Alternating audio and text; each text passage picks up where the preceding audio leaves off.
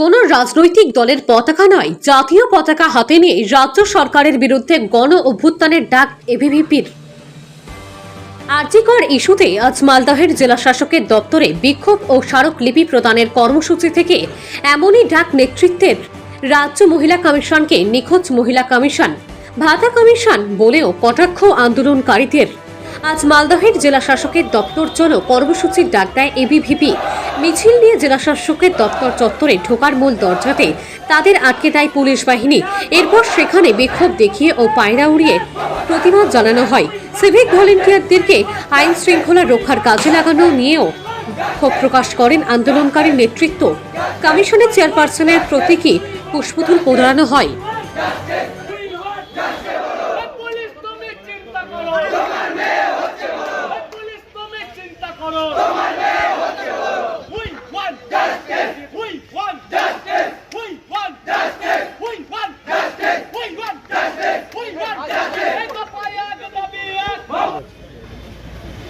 আপনারা জানেন আরজি করের যে নির্মম ধর্ষণ কাণ্ড, তার প্রতিবাদে আজকে এবিভিপির মালদা জেলায় জেলা শাসকের দপ্তর চলো অভিযান। যে রাজ্যে নিখোঁজ মহিলা কমিশন, যাদেরকে মহিলা সুরক্ষায় সরব হওয়ার কথা, তারা আশ্চর্যজনক আজকে মহিলা কমিশনের পরিবর্তে ভাতা কমিশনে পরিণত হয়েছে।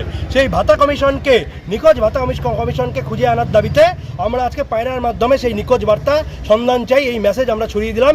এবং আজকে আমাদের জেলা শাসকের দপ্তর চলো অভিযান, সেই জেলা শাসকের দপ্তর চলো অভিযানে আমরা এসে দেখলাম যাদের আইন শৃঙ্খলা রক্ষায় কোনো ভূমিকা থাকার উচিত নয়, যারা সিভিক পুলিশ, যারা এতটা কম বেতন পায়, যাদেরকে কোনো মেয়ে বিয়ে করতে লজ্জা পায়, তাদেরকে আজকে আইন শৃঙ্খলা রক্ষার জন্য এদেরকে দায়িত্ব দেওয়া হয়েছে।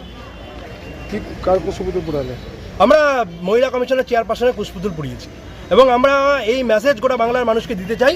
আজকে বাংলার ছাত্র সমাজের মধ্যে বিপুল জাগরণ হয়েছে। আমরাও যেমন জাতীয় পতাকা হাতে নেমে এসেছি, আজকে সমাজের সর্বস্তরের মানুষ এই যে ধর্ষণ কাণ্ড, এর বিরুদ্ধে আপনারা সমাজের সর্বস্তরের মানুষ দলমত নির্বিশেষে হাতে জাতীয় পতাকা নেমে আসুন এবং এই সরকারকে উৎখাত করুন।